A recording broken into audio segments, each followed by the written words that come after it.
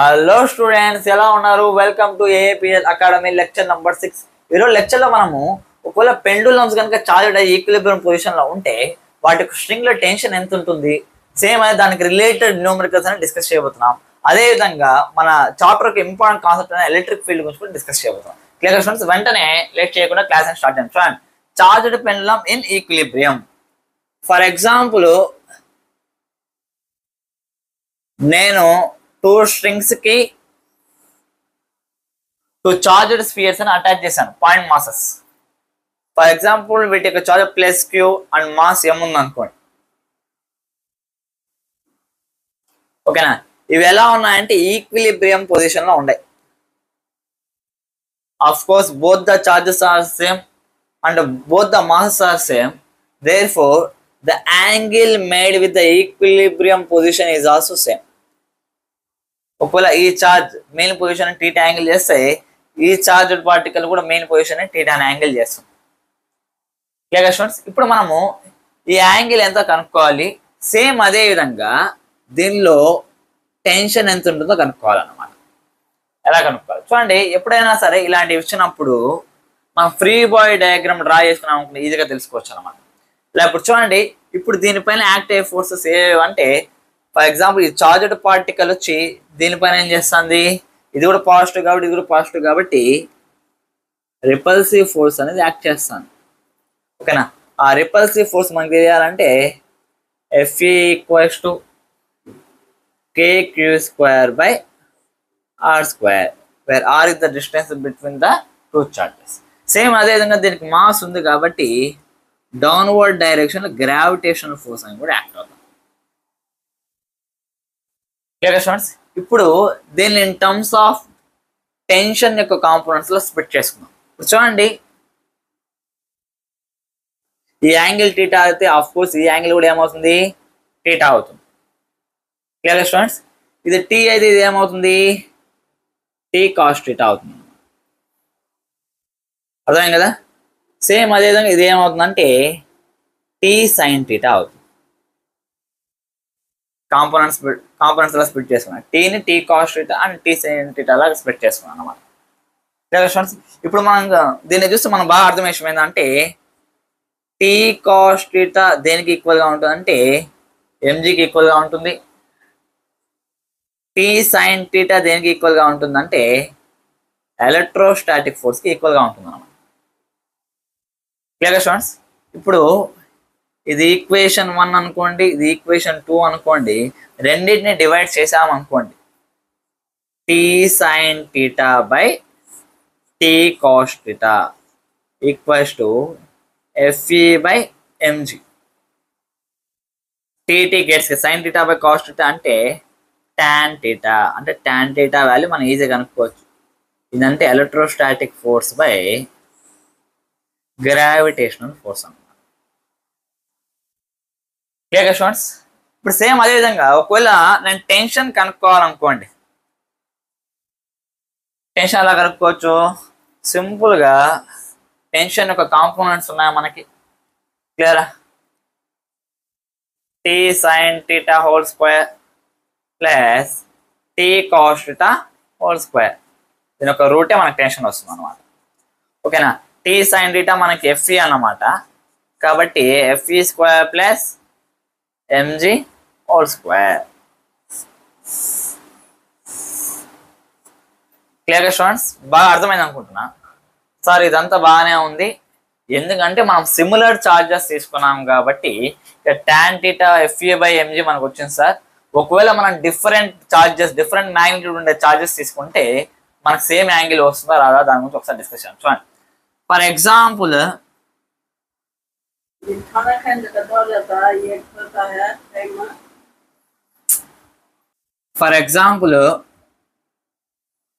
Same 2 charged spheres తీసుకున్నాం అన్నమాట. ఓకేనా?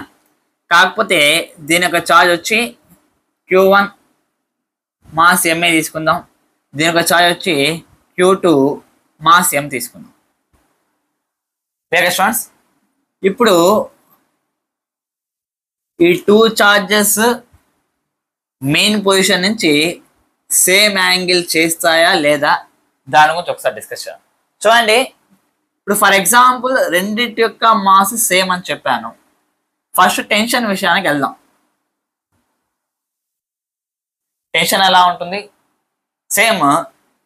వీటిపైన యాక్ట్ అయ్యే ఫోర్సెస్ అనేవి ఎలా ఉంటుంది? ఫ్రీ బాడీ డయాగ్రామ్ దాకా మనం డిస్కస్ చేస్తాం, దాన్ని కూడా ఒకసారి డిస్కస్ చేద్దాం. చూడండి, ఫర్ ఎగ్జాంపుల్ ఈ యొక్క మాస్ తీసుకున్నాం అనుకోండి, నాకు ఎలక్ట్రోస్టాటిక్ ఫోర్స్ ఏమవుతుందంటే కే Q1 Q2 బై R² అవుతుంది. ఈ ఛార్జ్ ఏం చేస్తుంది? కే Q1 Q2 by R² force దీన్ని ఇలా నెడుతుంది. Clear students? ఈ ఛార్జ్ కూడా దీన్ని ఏం చేస్తుంది? కే Q1 Q2 బై R² అనే ఫోర్స్ నెడుతుంది అన్నమాట. అంటే ఈ టూ ఫోర్సెస్ ఎలా ఉన్నాయి? ఈక్వల్ గా ఉన్నాయి, ఆపోజిట్ గా ఉన్నాయి. Clear students? సేమ్ అదేవిధంగా మనం గ్రావిటేషనల్ ఫోర్స్ విషయానికి వచ్చామనుకోండి, గ్రావిటేషనల్ ఫోర్స్ దీని యొక్క మాస్ m కాబట్టి mg వచ్చింది. దీని యొక్క మాస్ కూడా m కాబట్టి mg అనేది వచ్చింది అనమాట. Clear students? ఇప్పుడు చూడండి, టెన్షన్ విషయానికి వచ్చామనుకోండి, సేమ్ ఇందాక మనం కాంపోనెంట్స్ డిరైవ్ చేసామనుకోండి, మనకు టెన్షన్ అనేది T = Fe² ప్లస్ mg² వస్తుంది. ఓకేనా? టాన్ థీటా, ఆ టెన్షన్ యొక్క కాంపోనెంట్స్ కూడా చూడండి, ఆ రెండు కాంపోనెంట్స్ కూడా మనకి ఎలా ఉన్నాయంటే ఈక్వల్ గా ఉన్నాయి. కాబట్టి టాన్ థీటా = Fe/mg వస్తుంది. కాబట్టి even if the magnitude of charges are different, ఒకవేళ చార్జెస్ యొక్క మ్యాగ్నిట్యూడ్ డిఫరెంట్ ఉన్నప్పటికీ కూడా అవి సేమ్ యాంగిల్ అనేది చేయడం జరుగుతుంది అన్నమాట. Clear students? కాబట్టి ఆ పాయింట్ మీకు కావాలంటే నోట్ పాయింట్లో రాసుకోండి. Even if the magnitude of charges are different,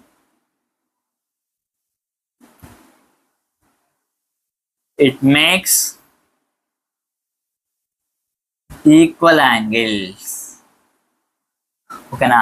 దాని యొక్క మ్యాగ్నిట్యూడ్ డిఫరెంట్ అయినా సరే, చార్జెస్ యొక్క మ్యాగ్నిట్యూడ్ డిఫరెంట్ అయినా సరే అవి ఈక్వల్ యాంగిల్స్ అనేవి చేస్తాయి. ఓకేనా? అదే టెన్షన్ కూడా రెండింటికి ఎలా ఉంటుందంటే సేమ్ గా ఉంటుంది. చార్జెస్ డిఫరెంట్ అయినప్పటికీ కూడా అది ఈక్వల్ యాంగిల్స్ అనేవి చేయడం జరుగుతుంది అన్నమాట. Clear students? సరే సార్, మొత్తం బాగానే ఉంది. ఒకవేళ చార్జెస్ కాకుండా మాసెస్ డిఫరెంట్ గా ఉంటే ఏమవుతుంది? దాని గురించి ఒకసారి డిస్కస్ చేద్దాం. చూడండి, ఫర్ ఎగ్జాంపుల్ మళ్ళీ 2 చార్జెడ్ పార్టికల్స్ తీసుకున్నాను. క్లియరా? ఫర్ ఎగ్జాంపుల్ చార్జెస్ ఈక్వల్ చేసేద్దాం, లేకపోతే చార్జెస్ డిఫరెంట్ కూడా చేసుకుంది. ఎందుకంటే మనకి చార్జెస్ పైన వచ్చి యాంగిల్ అనేది రావట్లేదు. చార్జెస్ 2 డిఫరెంట్ చార్జెస్ తీసుకున్నా సరే మనకి యాంగిల్ అనేది ఈక్వల్ గానే వస్తుంది. కాబట్టి పెద్దగా చార్జెస్ డిఫరెన్స్ అంటే పెద్ద తేడా ఉండదు. ఓకేనా? కాబట్టి నేను ఈక్వల్ చార్జెస్ తీసుకున్నా. Q, m1 తీసుకున్నా. Where m1 is the mass of this particle. దీనికి Q, m2 అనేది తీసుకున్నా. Clear students? ఇప్పుడు ఇవి కూడా సేమ్ ఈక్వల్ యాంగిల్స్ చేస్తాయా? రెండింటిలో ఈక్వల్ టెన్షన్ ఉంటుందా? దాని గురించి ఒకసారి డిస్కస్ చేద్దాం. చూడండి, ఇప్పుడు ఫర్ ఎగ్జాంపుల్ సేమ్ దీన్ని కూడా ఫ్రీ బాడీ డయాగ్రామ్ లా తీసుకున్నాను అనుకోండి. ఫర్ ఎగ్జాంపుల్ ఈ మాస్క్ తీసుకున్నాం, Q, m2. ఓకేనా? టెన్షన్ వచ్చి ఇలా ఉంది T. ఓకేనా? ఇలా తీసుకున్నాం అనుకోండి, Fe = kq²/r². ఓకేనా? సేమ్ అదేవిధంగా ఇప్పుడు దీనికి గ్రావిటేషన్ ఫోర్స్ తీసుకున్నాం అనుకోండి, గ్రావిటేషన్ ఫోర్స్ నాకు m2g వచ్చింది. అంటే నాకు టెన్షన్ ఏమవుతుందంటే T = Fe² ప్లస్ m2g² వస్తాను. ఫర్ ఎగ్జాంపుల్ దీని ఒక టెన్షన్ వచ్చి T2 అనుకుంటే T2 = Fe² ప్లస్ m2g² వస్తుంది. దీని ఒక టెన్షన్ T1 తీసుకున్నాం అనుకోండి, T1 = Fe² ప్లస్ దాని ఒక మాస్ m1 అనుకున్నాం కాబట్టి m1g². అంటే రెండింటి యొక్క టెన్షన్స్ నాకు ఎలా వస్తుంది అంటే డిఫరెంట్ గా వస్తుంది. Clear students? సేమ్ అదేవిధంగా యాంగిల్ తీసుకున్నాం అనుకుంటే రెండింటికి యాంగిల్ సిమిలర్ గా ఉంటుందా అంటే ఆల్రెడీ మనం డిస్కస్ చేసాము. టాన్ థీటా అంటేనే Fe/mg అనేసి. Clear students. ఇప్పుడు దీని ఒక యాంగిల్ θ1 అనుకోండి, దీని ఒక యాంగిల్ θ2 అనుకోండి. ఓకేనా, అప్పుడు నాకు tan θ1 ఏమవుతుందంటే రెండింటికి ఎఫ్ఈ అయితే same kq²/r². Then what about gravitational force అంటే θ1 కి m1g వస్తుంది, సేమ్ సెకండ్ దానికి tan θ2 FE/m2g అనేది వస్తుంది. అంటే ఎంత ఎక్కువ మాస్ హెవీగా ఉంటే అది అవేగా ఉండదు, మెయిన్ పొజిషన్కి దగ్గరగా ఉంటుంది. ఫర్ ఎగ్జాంపుల్ M2 అనే మాస్ ఎక్కువగా ఉందనుకోండి, M1 అనే మాస్ తక్కువగా ఉంది, M1 వచ్చి ఇలా దూరంగా వెళ్తుంది అనమాట. M2 ఏమవుతుంది, మెయిన్ పొజిషన్ కొద్దిగా దగ్గరలో ఉంటుంది. క్లియర్ స్టూడెంట్స్, ఈ రకంగా జరుగుతుంది అన్నమాట. అంటే చార్జెస్ యొక్క మ్యాగ్నిట్యూడ్ డిఫరెంట్ అయినా సరే ఈక్వల్ యాంగిల్స్ చేసే అవకాశం ఉంది ఎప్పుడు మాసెస్ సిమిలర్గా ఉన్నప్పుడు. కానీ మాసెస్ మాత్రం డిఫరెంట్గా ఉన్నాయనుకోండి, even if the charges are same, ఓకేనా, అది చేసే యాంగిల్స్ అనేది డిఫరెంట్గా ఉంటుంది. సేమ్ అదే విధంగా వాటి యొక్క టెన్షన్స్ కూడా డిఫరెంట్గా ఉంటుంది. క్లియర్ స్టూడెంట్స్, ఇవంతా కూడా బేసిక్ కాన్సెప్ట్స్ అన్నమాట. ఇవి తెలిసాయనుకోండి, రిమైనింగ్ కొద్దిగా డిఫికల్ట్ లెవెల్లో ప్రాబ్లమ్ ఇచ్చినా సరే మనం ఈజీగా సాల్వ్ చేసుకోవచ్చు అనమాట. క్లియర్ స్టూడెంట్స్, ఇంకా మనం నెక్స్ట్ కొన్ని న్యూమరికల్స్ దీనికి సంబంధించి డిస్కస్ చేద్దాం. చూడండి,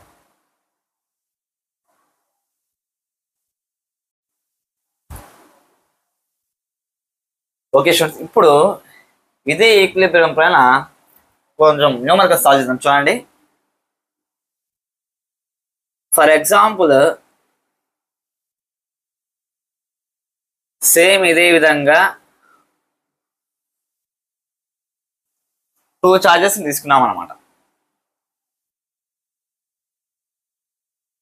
it's making angle θ with the main position. ఓకేనా, లేదా ఇప్పుడు ఇదే అరేంజ్మెంట్ ని ఒక లిక్విడ్ లో ఇమర్స్ చేసామన్నమాట.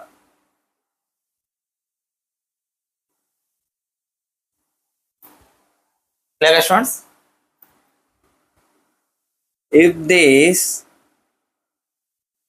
Entire arrangement is immersed in liquid of density sigma. ఓకేనా, దీన్ని లిక్విడ్లో ఇమర్స్ చేస్తాం. దీని యొక్క లిక్విడ్ యొక్క డెన్సిటీ ఏమైందంటే సిగ్మా అన్నమాట. కానీ ఇప్పుడు మనం ఏం చేయాలంటే if the equilibrium position remains unchanged అంటే లిక్విడ్ లోపల డిప్ చేసిన తర్వాత ఇమ్మర్స్ చేసిన తర్వాత కూడా ఎంటైర్ అరేంజ్మెంట్ని అయినప్పటికీ దానికి ఈక్విలిబ్రియం పొజిషన్ చేంజ్ కాకుండా ఉంటే, అంటే సేమ్ యాంగిల్ చేస్తూ ఉంటే, we need to find the relative permittivity of the liquid. ఆ లిక్విడ్ యొక్క రిలేటివ్ పర్మిటివిటీ ఎంతో కనుక్కోవాలి.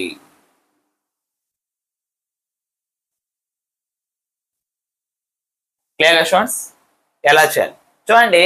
ఫస్ట్ ఈ మొత్తం అరేంజ్మెంట్ ఎక్కడ ఉందంటే ఏలో ఉంది అనమాట. క్లియరా, ఇన్ ఏలో ఉన్నప్పుడు సేమ్ యాంగిల్ చేసేది కాబట్టి ఇందాక మనం డిస్కస్ చేసాము tan θ = FE/mg. Clear students, where FE is the k, వీటి యొక్క చార్జెస్ ఈక్వల్ గా తీసుకున్నాం, kq²/r²mg అన్నమాట. క్లియర్ స్టూడెంట్స్, ఇప్పుడు ఇదే అరేంజ్మెంట్ ని మనం ఏం చేస్తున్నామంటే లిక్విడ్ లో పెడుతున్నాం. క్లియర్ స్టూడెంట్స్, దీని యొక్క చార్జ్ q, మాస్ m, ఓకేనా, దీని యొక్క డెన్సిటీ వచ్చి మనం రో అనుకుందాం. సేమ్ దీనికి కూడా రో అన్నమాట డెన్సిటీ. క్లియర్ స్టూడెంట్స్, ఇప్పుడు దీన్ని మనం ఏం చేసాము లిక్విడ్ లో ఇమర్స్ చేసాం. లిక్విడ్ లో ఇమర్స్ చేసినా సరే దానికి యాంగిల్ θ సేమ్ పొజిషన్ లో ఉందన్నమాట. ఎంటైర్ అరేంజ్మెంట్ వచ్చి సేమ్ పొజిషన్ లో ఉంది. ఓకేనా, ఇప్పుడు దీనికి tan θ సేమ్ గా వస్తుందా అంటే ఫోర్సెస్ లో ఎలాంటి చేంజెస్ రావా అంటే ఖచ్చితంగా ఫోర్స్ లో చేంజ్ అనేది వస్తుంది. మరి అదే పొజిషన్ లో ఎందుకు ఉంది, అదే పొజిషన్ లో ఎందుకు ఉందంటే ఈ లిక్విడ్ యొక్క పర్మిటివ్ వల్ల. Clear students? కాబట్టి ఆ లిక్విడ్ యొక్క రిలేటివ్ పర్మిటివిటీ అది కలిగించే ఎలక్ట్రిక్ ఎఫెక్ట్స్ వల్ల దాని యొక్క నెట్ ఫోర్స్లో చేంజ్ అనేది వస్తుంది అనమాట. Clear students? కాబట్టి ఇప్పుడు మనం ఏం చేయబోతున్నాం అంటే దాని యొక్క రిలేటివ్ పర్మిటివిటీ అనేది డిస్కస్ చేయబోతున్నాము. క్లియరా? అది కూడా ఎలా? ఇప్పుడు చూడండి, ఇప్పుడు లిక్విడ్లో కూడా టీటా వాల్యూ సేమ్గా ఉంది కాబట్టి దానికి ట్యాన్ టీటా కనుక్కోవడానికి ట్రై చేద్దాం.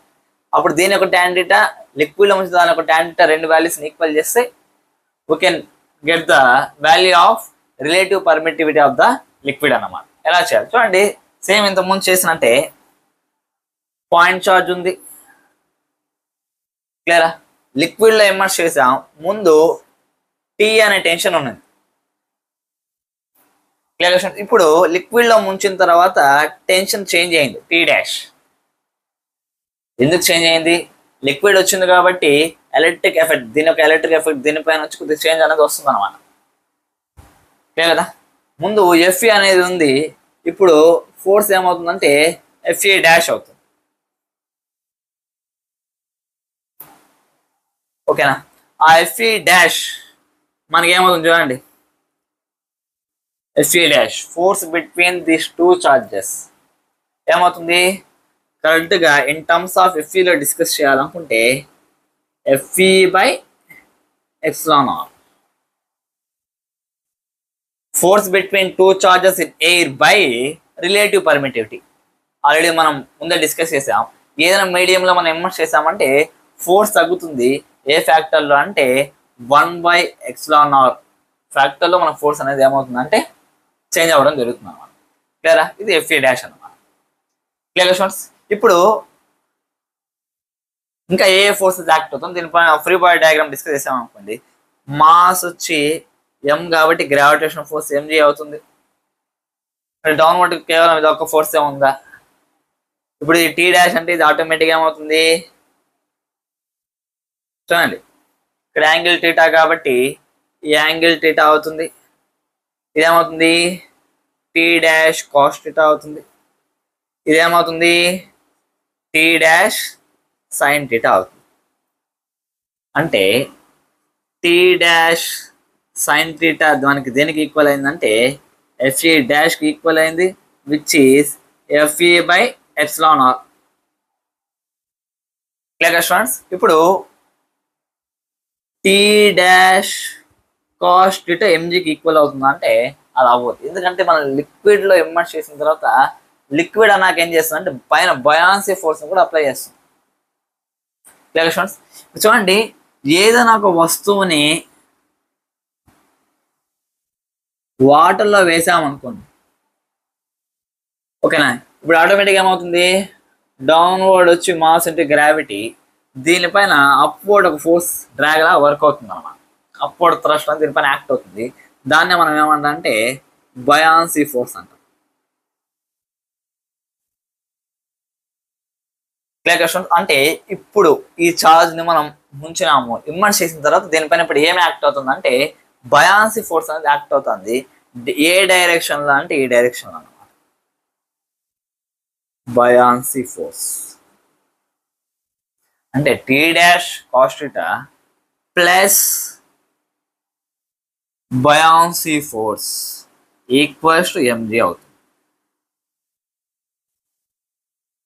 Clear students? ఇప్పుడు నాకు టీ డాష్ కాస్ టీటా నాకు ఏమవుతుందంటే ఎంజీ మైనస్ బయాన్సీ ఫోర్స్ అవుతుంది. బయాన్సీ ఫోర్స్ కనుక్కోవాలంటే ఎలా సార్? చూడండి, ఇప్పుడు కంప్లీట్లీ ఫిల్డ్ బీకర్లో మన object of mass m immerse చేసామనుకోండి. క్లియరా? ఫర్ ఎగ్జాంపుల్ ఈ కంప్లీట్ మాస్ యొక్క వాల్యూము వి అయింది అనుకో. Clear students? ఇప్పుడు దీనిపైన యాక్ట్ అయ్యే బయాన్సీ ఫోర్స్ యొక్క వాల్యూ మనకు తెలియాలంటే ఎలా కనుక్కోవాలి సార్ అంటే మనం ఎప్పుడైతే ఒక బీకర్లో మాస్ని ఇమ్మర్స్ చేస్తామో దీని యొక్క ఈ వాల్యూమ్ ఎంత ఉందో అంత వాల్యూమ్ ఆఫ్ వాటర్ని ఏం చేస్తుందంటే డిస్ప్లేస్ చేస్తున్నాం అనమాట. కాబట్టి buoyancy force is nothing but weight of liquid displaced. Buoyancy force ఎంత అంటే it is nothing but weight of liquid displace. ఓకేనా, ఎంత వెయిట్ డిస్ప్లేస్ అయింది, వెయిట్ ఫార్ములా ఏంటి, మాస్ ఇంటూ లిక్విడ్ గురించి మాట్లాడతాం కాబట్టి mass of liquid into gravity. Clear students, ఇప్పుడు నేను మాస్ ఆఫ్ లిక్విడ్, మాస్ ని సింపుల్ గా డెన్సిటీ ఇంటూ వాల్యూమ్ లాగా రాసుకోవచ్చు కదా, డెన్సిటీ ఇంటూ వాల్యూమ్. ఎందుకు మాస్ అంటే density into volume into gravity. Mass of liquid already చెప్పాను సిగ్మా అనేసి. ఓకేనా, వాల్యూమ్ వచ్చి వి అనుకుందాం. క్లియర్ స్టూడెంట్స్, ఆబ్జెక్ట్ ఎంత వాల్యూమ్ ఉంటుందో అంత వాల్యూమ్ ఆఫ్ లిక్విడ్ డిస్ప్లేస్ అవుతుంది. క్లియర్గా, కాబట్టి sigma V into G, sigma విజి. ఓకేనా, దీన్ని ఇన్ టర్మ్స్ ఆఫ్ ఆబ్జెక్ట్ యొక్క మాస్ అండ్ డెన్సిటీ రూపంలో రాసుకోండి. చూడండి, సిగ్మా వాల్యూమ్ అంటే మాస్ బై డెన్సిటీ రాసుకోవచ్చా, అలా మనం డిస్కస్ చేసాము. డెన్సిటీ ఆఫ్ చార్జ్ ఇస్ రో. ఆల్రెడీ సిగ్మా రాసుకున్నాం, దేని డెన్సిటీ అంటే రో is the density of the charge. ఓకేనా, ఇక్కడ లిక్విడ్ గురించి మాట్లాడుతున్నప్పుడు చార్జ్ యొక్క డెన్సిటీ ఎందుకు వచ్చింది సార్ అంటే ఇక్కడ డెన్సిటీ ఇంటూ వాల్యూమ్ రాసాను. Volume is nothing but volume of liquid displaced. ఎంత వాల్యూమ్ యొక్క ఎంత లిక్విడ్ డిస్ప్లేస్ అయిందో దాని యొక్క వాల్యూమ్ అన్నమాట. ఎంత వాల్యూమ్ డిస్ప్లేస్ ఎప్పుడు ఒక లాజిక్గా థింక్ చేయండి. మనకు ఆబ్జెక్ట్ ని డిప్ చేస్తున్నాం, ఇమ్మర్స్ చేస్తున్నాం అంటే ఆబ్జెక్ట్ యొక్క వాల్యూమ్ ఎంత అయితే ఉంటుందో అంత వాల్యూమ్ ఆఫ్ వాటర్ డిస్ప్లేస్ అవుతుంది. క్లియర్ స్టూడెంట్స్, కాబట్టి ఇక్కడ నేను instead of volume of liquid I can take it as volume of this object. ఇక్కడ మనకు ఆబ్జెక్ట్ ఏది, చార్జ్ అన్నమాట. కాబట్టి mass by density of the charge లెక్క తీసుకున్నాను. క్లియర్ స్టూడెంట్స్, కాబట్టి గ్రావిటీ ఎంజి సిగ్మా బై రోలా రాసుకుంటాం. క్లియర్ స్టూడెంట్స్, ఇది మొత్తం సపరేట్ అన్నమాట. ప్రస్తుతానికి ఇది మనకు అవసరం లేదు కాబట్టి సింపుల్గా టీ డాష్ కాస్ టీటా అంటే MG minus MG sigma by రో. ఇప్పుడు నాకు టీ డాష్ కాస్ టీటా నాకు ఏమవుతుందంటే ఎంజీ కామన్ తీస్తే 1 మైనస్ సిగ్మా బై రో అవుతుంది అన్నమాట. ఇది T dash sine theta value, ఇది T dash cos theta value. నాకు ఫర్ ఎగ్జాంపుల్ టెన్షన్ కావాలంటే ఏం చేయాలి, T equals to root of T dash sine theta whole square plus T dash cos theta whole square. Already ఇవంతా మనం discuss చేసాము. ఓకేనా, ఈ వాల్యూస్ పుట్ చేసామంటే ఈజీగా కనుక్కోవచ్చు అనమాట. ఓకే, ఇప్పుడు డిస్కస్ చేద్దాం. చూడండి, ఇప్పుడు టీ డాష్ సైన్ టీటా తెలుసు, టీ డాష్ కాస్ టీటా తెలుసు, దీన్ని బేస్ చేసుకుని tan టీటా కనుక్కోండి. చూడండి, T dash sine theta by T dash cos theta equals to FE by epsilon R into mg into 1 minus sigma by rho. Clear students, T dash gets cancel, sine theta by cos theta is tan theta అన్నమాట. Clear students, tan theta equals to FE by epsilon R M G into 1 minus sigma by rho అని. సరే, ఇప్పుడు ఈ tan theta వాల్యూని tan theta వాల్యూని equate చేద్దాం. Clear కదా, ఏమవుతుంది, F E by M G equals to FE by epsilon R M G into 1 minus sigma by rho. F E gets cancel, M G gets cancel. మొత్తానికి మనం డిస్కస్ చేయాలనుకోండి,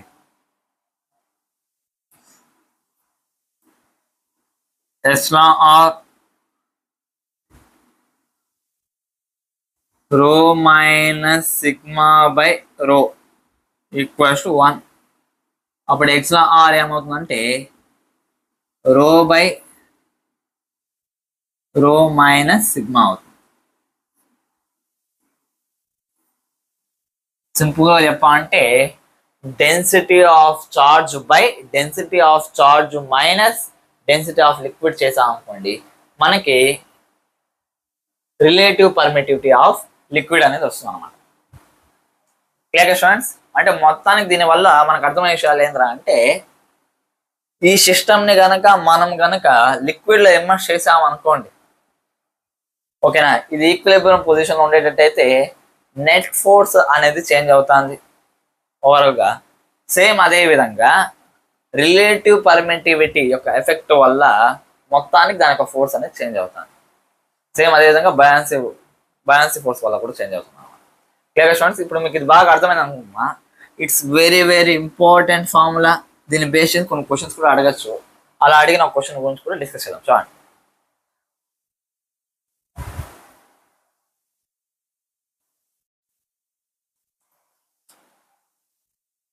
ఓకే స్టూడెంట్స్, ఇందాక మనం డిస్కస్ చేసిన కాన్సెప్ట్ పైన ఒక ప్రాబ్లం డిస్కస్ చేద్దాం. చూడండి, two identical non-conducting solid spheres of same mass and charge are suspended in air from common point by two non-conducting massless strings of same length.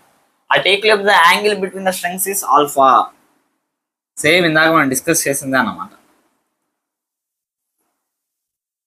ఇలా non conducting స్ఫియర్స్ ఉన్నాయి, వాటి యొక్క charges కూడా same ఉన్నాయి. Let it be queue.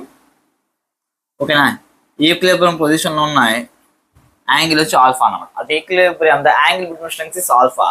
The springs are now immersed in dielectric liquid of density 800 kg/m³. దీన్ని ఏం చేశారు అంటే లిక్విడ్లో ఇమ్మర్స్ చేశారు.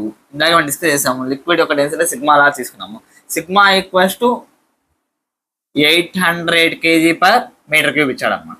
And dielectric constant 21, epsilon R value కూడా 21 అని ఇచ్చున్నారు. The angle between the strings remains same after immersion. Immerse చేసిన కూడా సేమ్ యాంగిల్ ఉందంట. లేదా దెన్ 4 ఆప్షన్స్ ఉన్నాయి. ఏ ఆప్షన్స్ కరెక్ట్ అవుతాయో మనం చెక్ చేయాలన్నమాట. Electric force between spheres remains unchanged.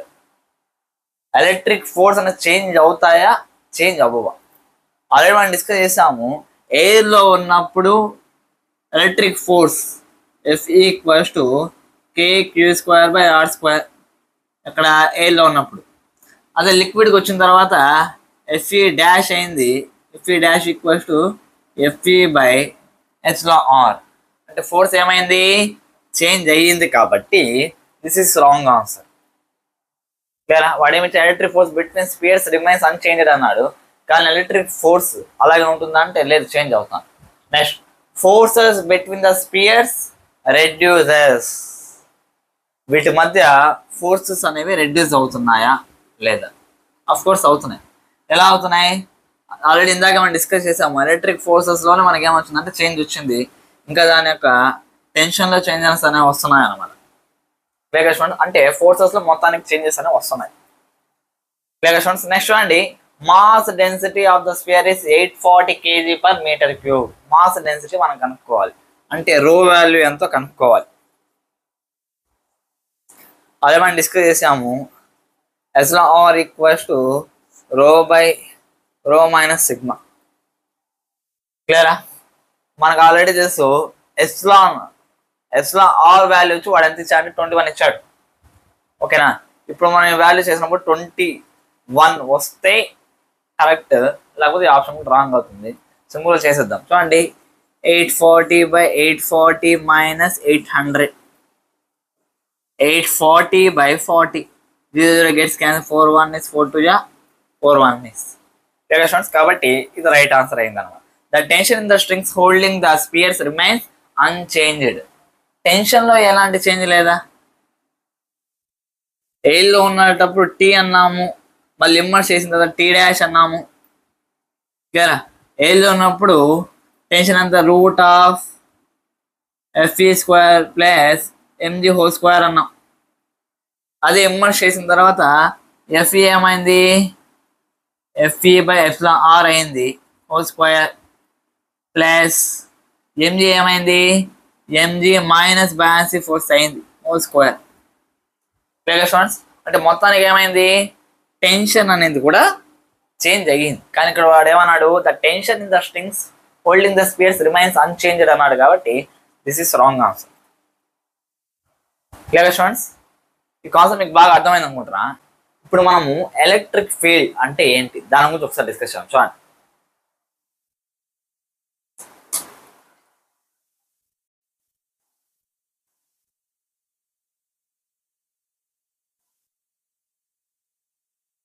Okay students, ఇప్పుడు చూడండి ఎలక్ట్రిక్ ఫీల్డ్ అంటే ఏంటి దాని గురించి డిస్కస్ చేద్దాం. ఓకేనా, ఈ ఎలక్ట్రిక్ ఫీల్డ్ జనరల్ మనకి ఏం చెప్తుందంటే, it tells us why force occurs between charges. ఓకేనా, ఫోర్స్ అనేది టూ చార్జ్డ్ పార్టికల్స్ కి సంబంధించింది అన్నమాట. అది అట్రాక్షన్ కావచ్చు, లేకపోతే రిపల్షన్ అయినా కావచ్చు. అసలు ఒక ఛార్జ్ ఇంకొక ఛార్జ్ ని అట్రాక్ట్ కానీ లేకపోతే రిపల్షన్ కానీ ఎందుకు జరుగుతుంది దాని గురించి డిస్కస్ చేయడం ఏంటంటే ఎలక్ట్రిక్ ఫీల్డ్ అన్నమాట. పేర్లో ఉంది ఎలక్ట్రిక్ ఫీల్డ్. ఫీల్డ్ అంటే మీనింగ్ ఏదంటే రీజన్ అన్నమాట. ఫీల్డ్ అంటే ఏంటి, రీజన్ కానీ స్పేస్ కానీ చెప్పచ్చు అన్నమాట. కాబట్టి సింపుల్ ఎలక్ట్రిక్ ఫీల్డ్ ని డిఫైన్ చేయాలంటే the space or region around a charged body in which its electric effects are experienced. Simple గా ఎలక్ట్రిక్ ఫీల్డ్ అంటే మీనింగ్ ఏంటంటే, ఫర్ ఎగ్జాంపుల్ ఒక చార్జ్డ్ బాడీ తీసుకున్నాం. ఓకేనా, ఈ చార్జ్డ్ బాడీ అంటే అది పాయింట్ చార్జ్ కావచ్చు, లేకపోతే రింగ్ ఫామ్ లో ఉండొచ్చు. రింగ్ కి చార్జ్ కూడా ఉండొచ్చు కదా. లేదా అంటే ఒక చార్జ్డ్ బాడీ ఏం చేస్తుందంటే తన చుట్టుపక్కల దాని యొక్క ఎలక్ట్రిక్ ఎఫెక్ట్స్, దీనికి ఛార్జ్ ఉండడం కారణంగా తన చుట్టుపక్కల కొన్ని ఎలక్ట్రికల్ ఎఫెక్ట్స్ ని ఇన్ఫ్లుయెన్స్ అయ్యేలా చేస్తుంది అన్నమాట. ఫర్ ఎగ్జాంపుల్ తన చుట్టూ ఉన్న స్పేస్ లో వేరే ఒక ఛార్జ్ని పెట్టాను అనుకోండి. ఓకేనా, ఇక్కడ ఒక ఛార్జ్ పెట్టాను, ఏం చేయొచ్చు, అట్రాక్షన్ అయినా చేయొచ్చు, లేకపోతే రిపల్షన్ అయినా చేయొచ్చు అనమాట. అంటే ఒక ఛార్జ్ తన చుట్టూ తన ఒక ఎలక్ట్రికల్ ఎఫెక్ట్స్ ని ఎక్స్పీరియన్స్ అయ్యేటట్టు చేసి ఆ ఫీల్డ్ ఆ రీజన్ ని మనం ఏమంటామంటే ఎలక్ట్రిక్ ఫీల్డ్ అంటాం. క్లియర్ స్టూడెంట్స్, ఇదే ఎలక్ట్రిక్ ఫీల్డ్ ని మనం త్రూ వాల్యూస్ చెప్పాలి. ఎందుకంటే ఇది ఒక ఫిజికల్ క్వాంటిటీ అన్నమాట. ఫిజికల్ క్వాంటిటీ అంటే ఏంటి, విచ్ కెన్ బి మెజరబుల్. ఇప్పుడు దీన్ని మనము క్వాంటిటేటివ్ గా డిఫైన్ చేయాలన్నమాట. ఈ క్వాంటిటేటివ్ గా డిఫైన్ చేసే విధానాన్ని మనం ఏమంటామంటే ఎలక్ట్రిక్ ఫీల్డ్ ఇంటెన్సిటీ అంటాం. క్లియర్ స్టూడెంట్స్, కాబట్టి ఎలక్ట్రిక్ ఫీల్డ్ ఇంటెన్సిటీ అంటే the quantitative defining of electric field is called electric field intensity. మామూలుగా చెప్పాలంటే ఎలక్ట్రిక్ ఫీల్డ్కి ఎలక్ట్రిక్ ఫీల్డ్ ఇంటెన్సిటీ పెద్ద డిఫరెన్స్ లేదన్నమాట. కాకపోతే ఈ electric field intensity is nothing but ఈ ఎలక్ట్రిక్ ఫీల్డ్ని మనం ఇన్ టర్మ్స్ ఆఫ్ వాల్యూస్ చెప్పడం. ఓకే, ఒక్కొక్క డిస్టెన్స్లో ఆ ఎలక్ట్రిక్ ఫీల్డ్ అనేది ఎలా ఉంది, ఏ డైరెక్షన్లో ఉంది, దానికి వాల్యూతో పాటు చెప్పడాన్ని మనం ఏమంటామంటే ఎలక్ట్రిక్ ఫీల్డ్ ఇంటెన్సిటీ అంటాం. ఇది జస్ట్ మీకు సింపుల్గా ఎలక్ట్రిక్ ఫీల్డ్ అంటే ఏంటి దాని గురించి డిస్కస్ చేసాం అన్నమాట.